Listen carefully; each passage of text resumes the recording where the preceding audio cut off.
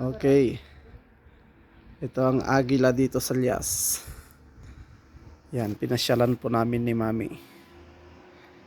At sobrang yan hamog. Grabe. Pauwi na kami at kami ay nagkukutagtag na sa lamig. Pasyalan nyo po dito, napakaganda po dito sa ito yung daan papunta sa Bontok. Yan. Malapit nang lumipad yung agila. Ha. Ha. Yan o. Napakalaki. Super lamig. Kami ay bababa na at uwi na kami. Ha. Yan o.